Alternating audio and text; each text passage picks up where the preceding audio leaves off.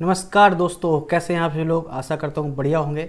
तो स्वागत है आप सभी का आपके अपने प्यारे multipurpose channel Pariksha Niketan a unique journey of destination में।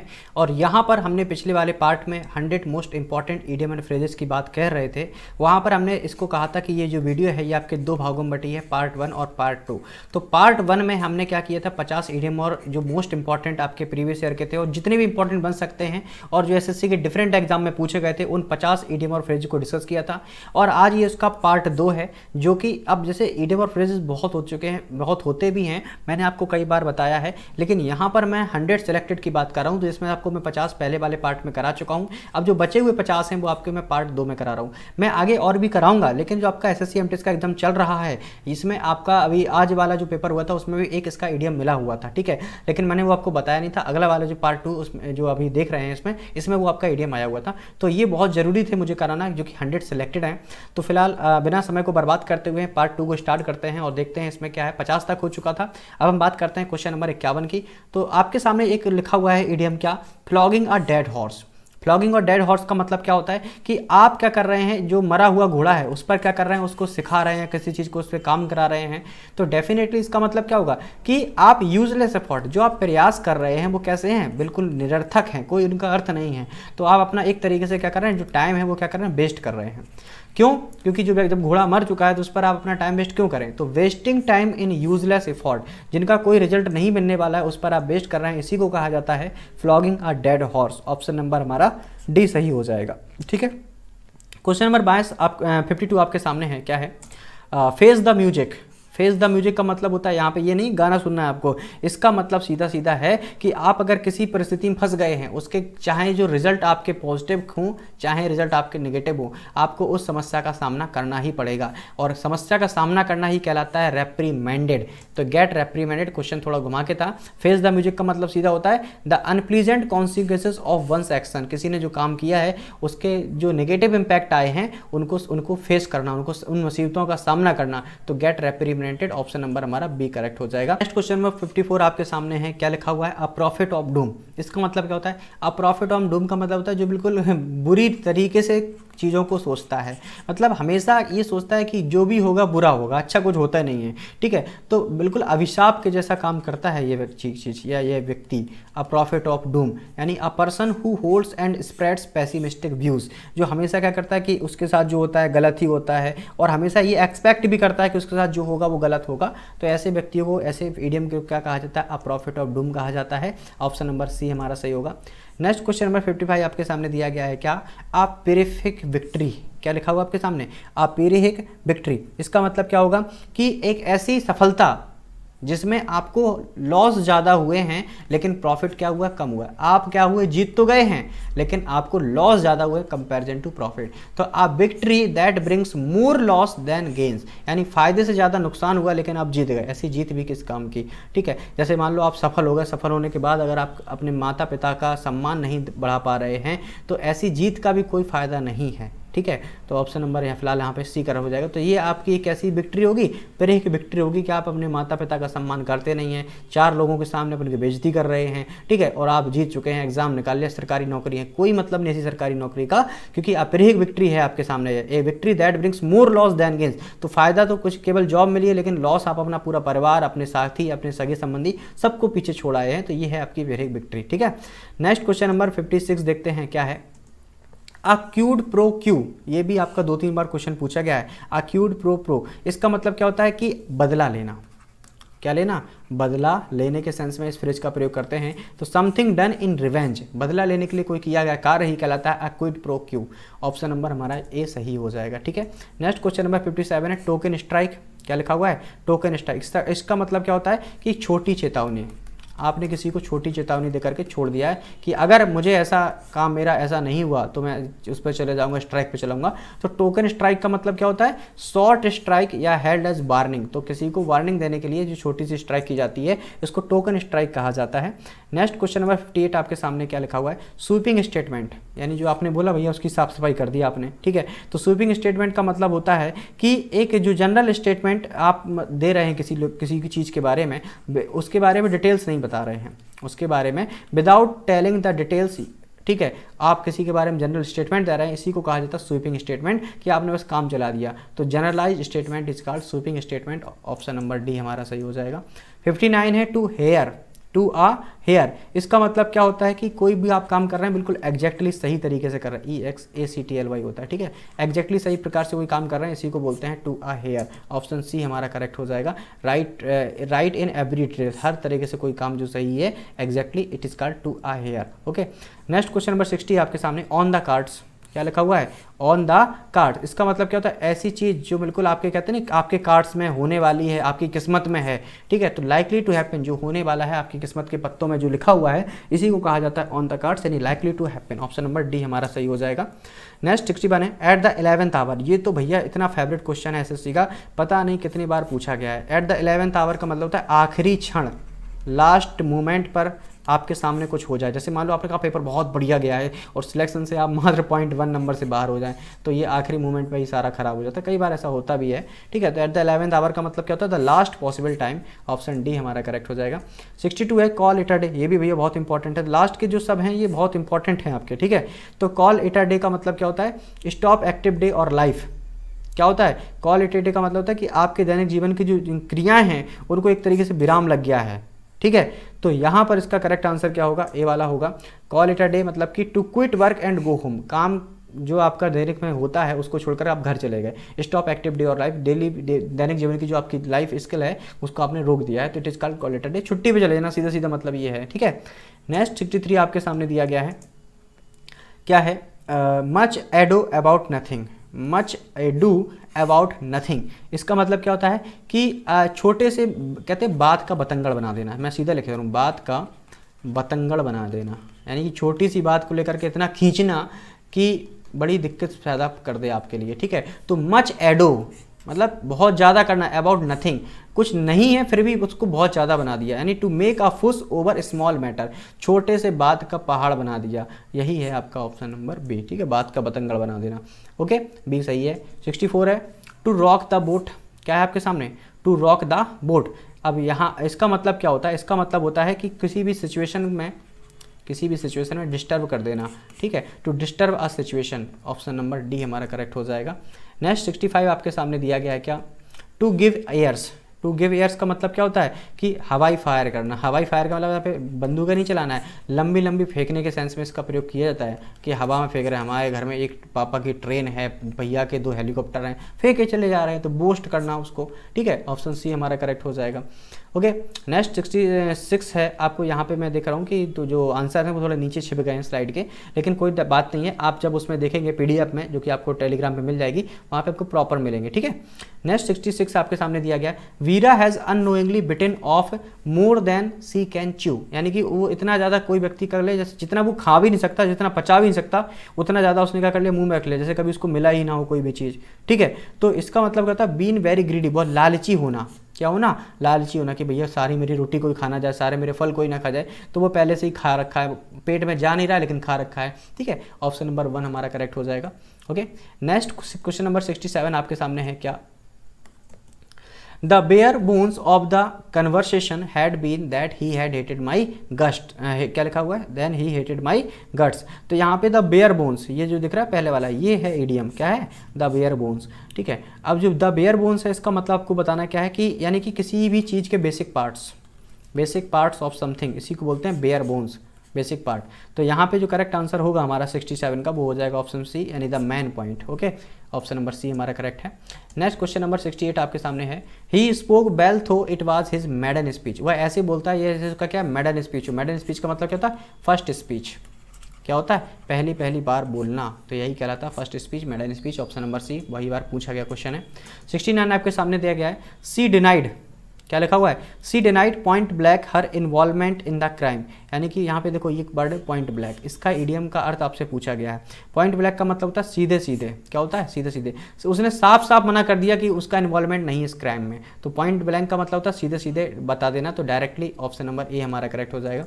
नेक्स्ट क्वेश्चन नंबर 70 आपके सामने है, क्या? Mother Teresa blazed a new trail when she started working among lepers, क्या है आपके सामने, वर्किंग अमॉन्ग लीपर्स। लेकिन यहाँ पे एक्चुअली में जो फ्रेज है वो आपको पहचानना पड़ेगा। मैं अंडरलाइन करना, यहाँ पे टाइपिंग में थोड़ा आपको चेंजमेंट दिख रहा होगा क्योंकि ज़्यादा समय नहीं मिल पाया पीपीटी बनाने का, तो डायरेक्टली इसको ऐसे ही टाइप कर दिया गया बिना इसका कलर चेंज किए हुए। फिलहाल देखते हैं यहाँ पे ब्लेज्ड अ न्यू ट्रायल, ये देखो अंडरलाइन में कर दे रहा हूँ, ब्लेज्ड अ न्यू ट्रायल, ये इसका फ्रेज है। और इसका आपसे क्या पूछा गया, मतलब पूछा है, यानी कोई भी काम आपका करना बहुत जल्दी कर रहे हैं, ठीक है। ब्लेज्ड अ न्यू ट्रेल का मतलब होता है किसी काम को जल्दबाजी में करना। तो Mother Teresa blazed a new trail when she started working among lepers. तो अर्ली का मतलब होता है जल्दबाजी में कोई काम करना, जल्दी जल्दी किसी चीज़ की शुरुआत कर देना। तो did something for the first time and showed others how to do, पहली बार आप कोई ऐसा काम कर रहे हैं, जल्दी काम कर रहे हैं, क्योंकि अर्ली का मतलब क्या होता है जल्दी काम करना है और लोगों से पहले काम करना, और ऐसा दिखा रहे हैं लोगों को कि कैसे वो काम किया जाता है। तो यहाँ पे जो करेक्ट मीनिंग निकाल रहा है फ्रेज, ऑप्शन नंबर सी हमारा करेक्ट हो जाएगा। क्वेश्चन नंबर 71 है क्या, mister Narayan is 88, mister Narayan is 88 but he is as fit as fiddle. ये देखो मिस्टर नारायण की उम्र कितना 88 साल है, 88 के हैं, लेकिन वो ऐसे फिट हैं जैसे कि बिल्कुल फिट। नया जो नव युवक व्यक्ति होता है उसकी यहाँ पे बात की रही, तो एक्सट्रीमली हेल्दी, जो बहुत हेल्दी हैं, उम्र 88 साल है, लेकिन कहते हैं ना दिल बचपन का उम्र 55 का, वही है extremely healthy. Option number C हमारा करेक्ट होगा। नेक्स्ट क्वेश्चन नंबर 72 आपके सामने दिया गया, अ मैन ऑफ लेटर्स। भैया पढ़ा लिखा व्यक्ति, कितनी बार ये क्वेश्चन पूछा गया है। अ मैन ऑफ लेटर्स का मतलब होता है स्कॉलर, क्या होता है स्कॉलर, मतलब कि एक ऑथर जो बिल्कुल पढ़ा लिखा व्यक्ति है, चीज़ों को लिखता है, समझता है, बिल्कुल कहानी किताबें ऐसे निबंध उपन्यास लिखता ही रहता है। तो अ मैन ऑफ लेटर्स का मतलब होता है स्कॉलर। ऑप्शन नंबर डी हमारा करेक्ट होगा, ठीक है। 73 आपके सामने दिया गया, बियर इन माइंड, क्या लिखा हुआ है, बियर इन माइंड या कीप इन माइंड, ये कई बार फ्रेज आपके पूछे गए हैं। तो इसका मतलब होता है कि remember piece of information when you are making decisions और थिंकिंग अबाउट अ मैटर। कहने का मतलब क्या होता है, किसी चीज़ के बारे में, किसी डिसीजन को ले करके आप क्या कर रहे हैं, पहले थिंकिंग कर रहे हैं, तब जा करके आप क्या कर रहे हैं, डिसीजन ले रहे हैं। तो किसी महत्वपूर्ण निर्णय को लेने से पहले उसके बारे में सोचना, समझना, यही कहलाता है बियर इन माइंड। तो आपका जो करेक्ट आंसर होगा वो क्या होगा, रिमेंबर है, याद रखना, ये इसका बेस्ट मीनिंग हो जाएगा रिमेंबर। ऑप्शन सी हमारा सही है। नेक्स्ट 74 आपके सामने है क्या, old head and young shoulders, old hand and young shoulders, इसका मतलब क्या होगा, इसका मतलब क्या होता है कि आप मतलब ये है कि कोई व्यक्ति है जिसकी उम्र क्या है, कम है, उम्र कम है, लेकिन उसके अंदर जो एक्सपीरियंस है, जो नॉलेज है, वो क्या है, बिल्कुल ऐसी है जैसे बूढ़े व्यक्तियों की होती है। तो to be wise beyond his years, यानी कि अपनी उम्र की अपेक्षा वो क्या है, ज़्यादा बुद्धिमान है, इसीलिए ऑप्शन नंबर सी यहाँ पे करेक्ट होगा, old had and young shoulders, ठीक है। क्वेश्चन नंबर 75 आपके सामने है क्या, आ वाइल्ड गूज चेज। भैया इतनी बार पूछा गया क्वेश्चन, क्या है वाइल्ड गूज चेज, इसका मतलब क्या होता है कि एक ऐसी खोज जिसके बारे में कुछ पता ही नहीं है, ठीक है। तो a pointless search is the meaning of wild goose chase. Option number second correct हो जाएगा। 76 आपके सामने क्या है, देखते हैं, टू फॉलो द प्रीमोर्स पथ, यानी कि आप एक ऐसे पथ को फॉलो कर रहे हैं, ठीक है। किस पथ को फॉलो कर रहे हैं, जिसका मतलब कि आपको केवल खुशी मिलती है, ठीक है, आपके जीवन को आसानी हो जाती है किसी चीज़ को काम करने के लिए। तो प्रीमोरोस पथ है आपकी अपनी खुशी के लिए। To go in pursuit of pleasure, यानी सुख शांति की तलाश में आप कहीं जा रहे हैं, एक आसान जीवन की तलाश में आप कहीं जा रहे हैं, इसी को बोलते हैं टू फॉलो द प्रीमोरोस पथ। ओके, ऑप्शन हमारा डी सही हो जाएगा, ठीक है। देखते हैं अगला क्वेश्चन 77 क्या है हमारे सामने, अ शॉट इन द डार्क, क्या लिखा हुआ है, अ शॉट इन द डार्क, यानी कि आप क्या कर रहे हैं, तुक्का लगा रहे हैं क्या लगा रहे हैं, अ शॉट इन द डार्क, तुक्का लगाना, अंधेरे में तीर चलाना, ये वही है, ठीक है। An attempt to guess something, अंदाजा लगा के कोई काम करना, a shot in the dark, option number D सही हो जाएगा। नेक्स्ट 78 आपके सामने दिया गया, इन अ नट सेल, ये भी कई बार क्वेश्चन आपसे पूछा गया, इन अ नट सेल, जिसका मतलब होता है किसी भी चीज़ को संक्षिप्त में बता देना, शॉर्ट में बता देना, शॉर्ट में बता देना, तो ब्रीफली किसी चीज़ को एक्सप्लेन करना, ये कहलाता है in a nutshell. Option D हमारा करेक्ट होगा।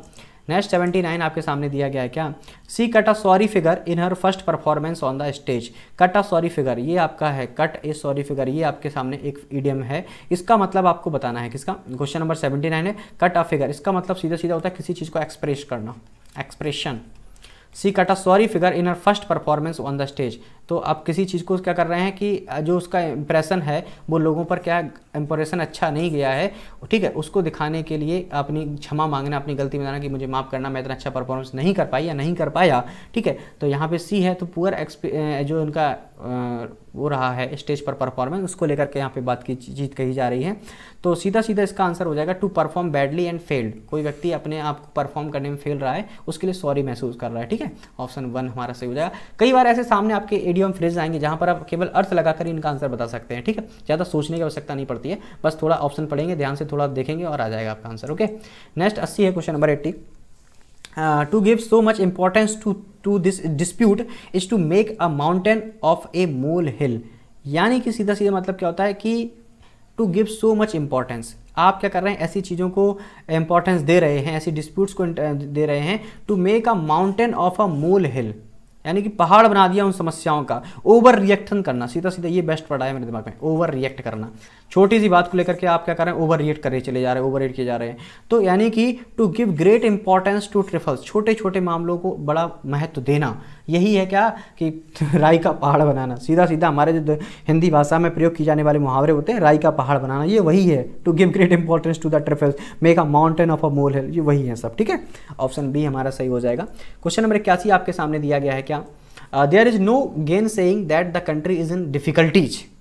क्या है, the country is in difficulties. तो यहाँ पे जो गेन से लिखा हुआ है, ये देखो गेन सेइंग, ये फ्रेज होता है गेन से, GAIN, गेन से, ये पूरा आपका फ्रेज के रूप में आता है। तो सीधा सीधा इसका मतलब होता है किसी चीज़ के बारे में विरोध करना या मना कर देना, ड्राई कर देना, या किसी स्टेटमेंट के खिलाफ चले जाना, ठीक है। तो gain saying that the country is in difficulties, तो यहाँ पे डिनाई करना, तो ऑप्शन नंबर जो हो जाएगा टी करेक्ट हो जाएगा। क्वेश्चन नंबर आपका 82 है सामने। The horse team bore the palm, ये देखो आपके सामने क्या लिखा है, द बोर द पाम होगा, चूंकि बियर द पाम होता है, लेकिन यहाँ पे सेंटेंस की बियर की जो वर्ब है उसकी second form bore the palm का प्रयोग किया गया है, ठीक है। बियर द पाम या कॉन्सिक्वेंसेस जो आपके सामने हुए हैं, जो आपके सामने गलत हुआ, उनको क्या करना, उन गलत चीज़ों को भी क्या करना, सहना। तो ऑप्शन नंबर जो बी करेक्ट हो जाएगा, bear to the host team bear the palm. अब होस्ट टीम है यानी अपोजिट टीम क्या कर रही है, वो चीज़ों को सह रही है, तो डेफिनेटली जो दूसरी वाली टीम होगी वो विन होगी, जीती होगी, खुशियां मना रही होगी, ठीक है। तो वाज विक्टोरियस, ऑप्शन नंबर यहाँ पे सेकंड करेक्ट हो जाएगा, ठीक है। तो palm leaves were formerly used as a symbols of victory, जो जीत का प्रतीक होता है उसके लिए इसका प्रयोग करते हैं। नेक्स्ट 83 पे बात करते हैं, क्या है, just keep your wig on everything will be all right. यानी कि आप अपना अगर दिमाग सही रखते हैं तो हर चीज़ आपकी बहुत आसानी से हो जाएगी। कितनी भी बड़ी परिस्थिति हो, आपका एग्ज़ाम हो, कुछ भी हो, कितनी बड़ी समस्या हो, अपने ब्रेन को काम डाउन करना है, आपकी हर समस्या का समाधान आपको स्वतः ही मिल जाएगा। ऑप्शन नंबर सी करेक्ट हो जाएगा। नेक्स्ट 84 क्वेश्चन देखते हैं, क्या है, if you want to be happy, अगर आप सफल होना चाहते हैं, cut your coat according to your cloth. कितनी बढ़िया बात कही है, यानी कि live within your means, आप अपने अनुसार जीवन को जिएं, आप अपने अनुसार जीवन को जिएं, किसी से कोई लेना देने की बात नहीं है। If you want to be happy, cut your coat according to your cloth, आपका जो कपड़ा है उसके अनुसार, आपका जो सोच है, आपका जो दिमाग है, आप में आपको जिसमें एंजॉय मिलता है उसके अनुसार चलेंगे तो आप हमेशा खुश रहेंगे। दुनिया का क्या है, हर दूसरे व्यक्ति को हर दूसरी चीज़ पसंद होती है, ठीक है। तो किसी पर निर्भर नहीं रहना है, live within your means. Okay, option C हमारा सही हो जाएगा। 85 क्वेश्चन देखते हैं, क्या है, he lays out 50% of his income on the bonds and shares. Bonds and यहाँ पे जो लेआउट है, ये देखो क्या लिखा हुआ है, he lays out, layout, layout का मतलब होता है एक्सपेंड करना, खर्च करना, इसीलिए इसका मीनिंग पूछा गया है। तो स्पेंड करना या खर्च करना, ऑप्शन नंबर डी हमारा सही हो जाएगा। नेक्स्ट 86 है आपके सामने, I could have continued my higher studies if I wanted that that's water under bridge. क्या लिखा हुआ है, दैट्स वाटर अंडर टेरिवेज। ये देखो, ये आपके सामने ईडियम दिया गया है और इसका मतलब क्या होता है कि वाटर ओवर द डैम, यानी जो पानी है वो खतरे के निशान से ऊपर बह रहा है, वाटर ओवर द डैम। 86, तो इसका जो करेक्ट आंसर होगा, ये something I can not change, तो अब आप उसको चेंज तो कर नहीं सकते हैं। I could have continued my higher study, मैंने अपनी जो उच्च शिक्षा उसको जारी रखा। If I wanted but that's water under, पर मैं ये जानता था कि जो पानी है मेरे सिर के ऊपर से है, यानी कि उस खतरे के निशान से ऊपर है, फिर भी मैंने क्या किया, उस चीज़ को परिवर्तित नहीं किया। Something I can not change, जिसको मैं परिवर्तित कर भी नहीं सकता था, ठीक है। ऑप्शन नंबर ए हमारा सही हो जाएगा। 87 है आपके सामने, my parents want me to study science but I will stick to my guns and graduate in economics। मेरे माता पिता चाहते थे क्या कि तुम साइंस से पढ़ो, लेकिन मैं जो इकोनॉमिक्स पढ़नी थी, तो स्टिक टू माई गन्स, ये देखो ये सामने आपका ईडियम दिया है। इसका मतलब क्या होता है कि आप अगर अपने डिसीजन पर क्या है अड़े हुए हैं कि मुझे जो करना, 3 इडियट मूवी देखी होगी, उसको फोटोग्राफर बनना था, तो hold on to my decision, option number second correct हो जाएगा। नेक्स्ट 88 है ऑल मून साइन। बढ़िया क्वेश्चन है, ऑल मून साइन। इसका सीधा सीधा मतलब होता है टोटली झूठ। क्या होता है? टोटली झूठ, यानी कि कुछ भी रियल नहीं है, टोटली झूठ। तो सीधा सीधा इसका आंसर क्या हो जाएगा आपके सामने? फार फ्रॉम रियलिटी, रियलिटी से बहुत दूर। ऑल मून साइन कहते हैं चांदनी, 4 दिन की चांदनी फिर अंधेरी रात, ये वही लाइन आपके सामने दिया गया है। क्या? At a snail space. क्या लिखा हुआ है? At a snail space. इसका आंसर क्या हो जाएगा? कोई काम आप क्या कर रहे हैं? बिल्कुल स्लोली स्लोली कर रहे हैं, स्लोली स्लोली गाने के जैसे। ऑप्शन डी हमारा करेक्ट हो जाएगा। बढ़ते हैं क्वेश्चन नंबर 90 की ओर। Call on. कॉल ऑन का मतलब क्या होता है कि आप कहीं पर विजिट करने जा रहे हैं, तो पे आ विजिट, पे आ विजिट, ऑप्शन नंबर सी हमारा करेक्ट हो जाएगा। नेक्स्ट 91 आपके सामने है, अ कुकू इन द नेस्ट। क्या है? अ कुकू इन द नेस्ट। ये 1-2 बार भी पूछा गया क्वेश्चन है। इसका मतलब क्या होता है कि a view from a high place, a cuckoo in the nest. अब सोचो, जो मुर्गे होते हैं वो कहाँ होते हैं? ज़मीन पर होते हैं, लेकिन वो घोंसले से क्या कर रहा है? देख रहा है। तो आप क्या करें? किसी चीज़ को एक ऊंचे स्थान से देख रहे हैं, a view from high place, option B हमारा करेक्ट हो जाएगा। 92 है, अ हाउस ऑफ कार्ड्स। क्या है? अ हाउस ऑफ कार्ड्स, यानी कि एक ऐसी स्कीम जैसे बिल्कुल जो किस पर भरोसे है, कहते नहीं आपके जो किस्मत के भरोसे। कार्ड्स का मतलब क्या होता है? किस्मत। जहाँ पर भी ये देखो एक आपका ऐसा मान लो रूट वर्ड है कार्ड, जहाँ पर कार्ड आ जाए तो वहाँ किस्मत, ये सब चीज़ें आते लगती हैं। तो अ हाउस ऑफ कार्ड्स यानी इनसिक्योर स्कीम, यानी कि बिल्कुल भगवान भरोसे है, किस्मत के भरोसे है, एन इनसिक्योर स्कीम है a house of cards, option A हमारा करेक्ट हो जाएगा। नेक्स्ट 93 आपके सामने क्वेश्चन दिया गया, क्या? To smell a rat. तो यानी कि किसी चीज़ को लेकर आप सस्पिशियस हैं कि कुछ गलत होने वाला है, कहते हैं चूहे की नाक। To be suspect foul dealing, कुछ गलत होने की आशंका होना, यही कहलाता है to smell a rat, option C हमारा करेक्ट हो जाएगा। नेक्स्ट 94 है, टू निप इन द बड।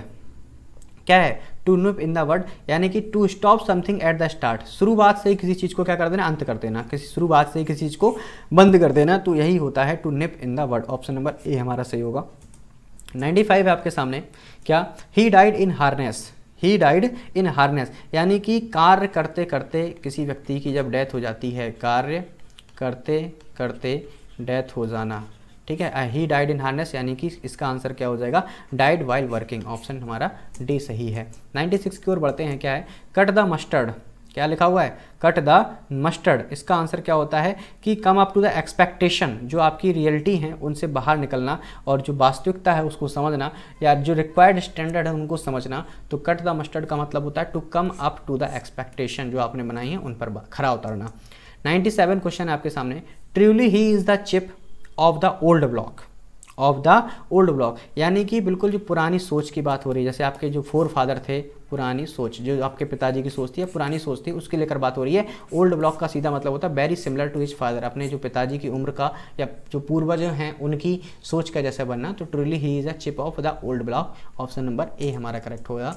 98 है आपके सामने, why you should always be the one to cast the first stone. क्या लिखा हुआ आपके सामने? One to cast the first stone. तो यहाँ पे जो कास्ट द फर्स्ट स्टोन है, ये आपके सामने ईडियम है, और इसका आपको मतलब बताना है। तो इसका मतलब क्या होता है? किसी चीज़ को क्रिटिसाइज करना। क्या करना? किसी चीज़ को क्या करना? क्रिटिसाइज करना। To be the first to attack, या बोल सकते हैं कि पहले बार जो आक्रमण करने वाले आप स्वयं बन जाएं, इसके सेंस में भी इसका प्रयोग किया जाता है। To be the first to find fault, यानी पहले व्यक्ति होना जो आप किसी चीज़ की गलती वगैरह बताएं। तो सीधा सीधा आप ऐसे कर सकते हैं, कास्ट द फर्स्ट स्टोन, आप वो पहले व्यक्ति हैं जो किसी चीज़ को कर रहे हैं। तो ऑप्शन नंबर हमारा बी सही हो जाएगा। सेकेंड लास्ट क्वेश्चन 99 आपके सामने दिया गया है, hear it on the grapevine. क्या लिखा हुआ है? Hear it on the grapevine, यानी कि आपको करना र्यूमर्स फैला देना। र्यूमर्स का मतलब क्या होता है? अफवाह फैला देना, ठीक है। ऑप्शन नंबर हमारा 1 सही हो जाएगा। लास्ट क्वेश्चन नंबर 100 आपके सामने दिया गया है, क्या? Let the grass grow under one's feet. Let the grass grow under one's feet, यानी कि बिल्कुल एक ऐसी स्थिति है, ठीक है, जो आइडल स्थिति होती, आदर्श स्थिति इसको कहा जाता है, to remain idle. To let the grass grow under one's feet, जो घास है वो पैर के नीचे वैसे भी उगती है, तो बिल्कुल ये आइडियल कंडीशन है। तो ऑप्शन नंबर हमारा डी करेक्ट हो जाएगा। तो दोस्तों ये वो 100 आपके इडियम एंड फ्रेजेस थे जिनको आपके एग्जाम में कई बार रिपीट हुए हैं, और इनके आने की संभावना भी ज़्यादा है, और ये मोस्ट इंपॉर्टेंट भी थे। वैसे बहुत सारे हैं आगे जो आपके एग्जाम आने वाले हैं, CHL है, CAGL है, और MTS 2023 के जो एग्जाम है उनके लिए हम लोग डिटेल से पढ़ेंगे। लेकिन फिलहाल हम लोग यहाँ पे हाल की चीज़ों को देख रहे हैं। तो कम समय के लिए जो 100 बेस्ट हो सकते थे वो मैंने आपके सामने लाए हैं, और आगे इसी प्रकार से जो टॉपिक से क्वेश्चन बन रहे हैं वो हम सब धीरे धीरे डिस्कस करेंगे। तो फिलहाल मिलते हैं नेक्स्ट वीडियो में, तब तक के लिए टेक केयर, बाय बाय।